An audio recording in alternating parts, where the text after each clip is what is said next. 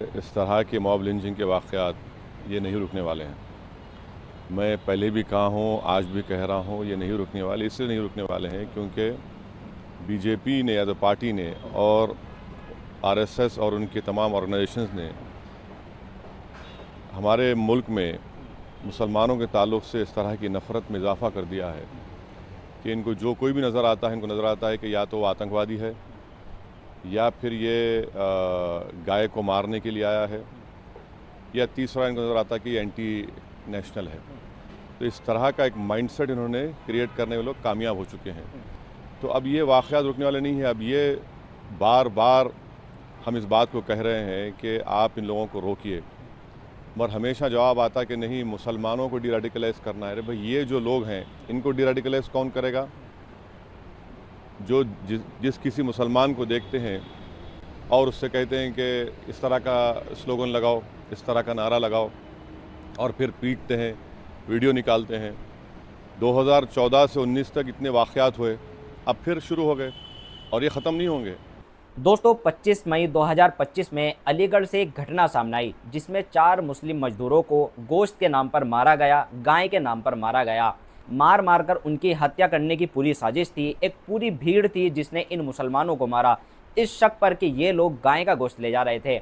लेकिन जब पुलिस वहां पर पहुंची और पुलिस ने उसको उन लोगों को हिरासत में लिया जो मुसलमान पिटने वाले थे, जब इन लोगों से पूछताछ हुई तो कहानी पूरी अलग ही नज़र आई। पीड़ितों में सलीम और अकील ने बताया कि कुछ लोगों ने आकर उनसे पूछताछ की और उनसे पूछा कि गोश्त काहे का है। जब उन्होंने बताया कि गोश्त का है तो उन्होंने 50,000 रुपये की फिरौती मांगी। 50,000 रुपये की रकम ना देने पर उन्होंने ये बोला कि अगर आप 50,000 नहीं देंगे तो गाय का गोश्त लगाकर आपकी हत्या कर दी जाएगी। लेकिन जब इन लोगों ने 50,000 रुपये देने को मना कर दिया तो साजिश के तौर पर अखिल भारतीय हिंदू सेना ने वहां पर भीड़ को इकट्ठा किया, गाय के गोश्त के नाम पर, और उन चारों मुसलमानों को पीटना शुरू कर दिया। गनीमत ये रही, जब उन लोगों को पीटा जा रहा था तो उससे पहले वहां पर पुलिस पहुंच गई। पुलिस के आने से उन लोगों की जान बच गई, यानी उन मुसलमानों की जान बच गई। और जब ये उन्होंने बयान दिया तो ये पूरी कहानी ही अलग नजर आई। इस हमले की जो जिम्मेदारी ली है वो अखिल भारतीय हिंदू सेना, जो बजरंग दल का एक संगठन है, इसने ली है। जब पुलिस को इन लोगों की असलियत पता लगी तो इनके 2 लोगों को गिरफ्तार किया गया और इन पर एफआईआर दर्ज की गई। वहीं पर असदुद्दीन ओवैसी साहब का भी बयान सामने आया जिसमें ओवैसी साहब ने ये बोला है कि इन लोगों को ये मालूम है कि इनके ऊपर कोई कार्रवाई नहीं होगी, उल्टा जब ये लोग जेल से छुटकर आएंगे तो इनका फूल मालाओं के साथ स्वागत किया जाएगा, जैसे इन लोगों ने बहुत ही बड़ा काम किया है। आपको पता भी होगा इन दिनों ओवैसी साहब कहाँ पर है। इन दिनों ओवैसी साहब अरब कंट्री में गए हुए हैं। भारत सरकार के द्वारा जो प्रतिनिधि मंडल बनाए गए थे, जो प्रतिनिधि मंडल अंतर्राष्ट्रीय मंच में पाकिस्तान को घेरने का काम कर रहे हैं, उन्हीं एक प्रतिनिधि मंडल में ओवैसी साहब को भी भेजा गया है। ओवैसी साहब बहरीन और सऊदी अरब के दौरे पर हैं और वहां जाकर पाकिस्तान की पोल खोल रहे हैं। तो आप देख सकते हैं कि एक तरफ मुसलमान भारत के साथ मजबूती से खड़ा है और पाकिस्तान की पोल खोल रहा है। ओवैसी साहब पाकिस्तान को पूरी अंतर्राष्ट्रीय में नंगा कर रहे हैं, पाकिस्तान की पोल खोल रहे हैं। दूसरी तरफ मुसलमानों के साथ इस तरह की घटना की जा रही है कि गाय के गोश्त के नाम पर उनको मारा जा रहा है। लेकिन पुलिस इनकी असलियत को खोल देती है क्योंकि फोरेंसिक रिपोर्ट इसकी मथुरा से आई है इस गोश्त की। जब पुलिस ने इस गोश्त का सैंपल लेकर भेजा था तो उसमें यह साफ तौर पर जाहिर हो गया था कि ये गोश्त गाय का नहीं बल्कि भैंस का है।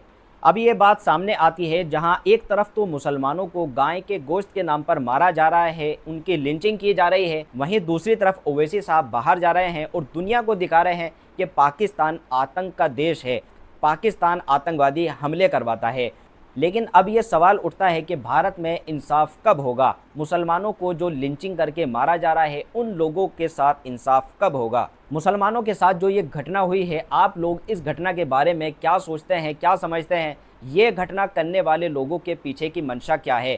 क्योंकि आए दिन मुसलमानों पर इस तरह की घटनाएं सामने आती है कि मुसलमानों को कहीं भी पकड़कर लिंचिंग कर दिया जाता है। कभी ट्रेन में, कभी गाय के नाम पर एक भीड़ इकट्ठी होती है और लिंचिंग कर देती है।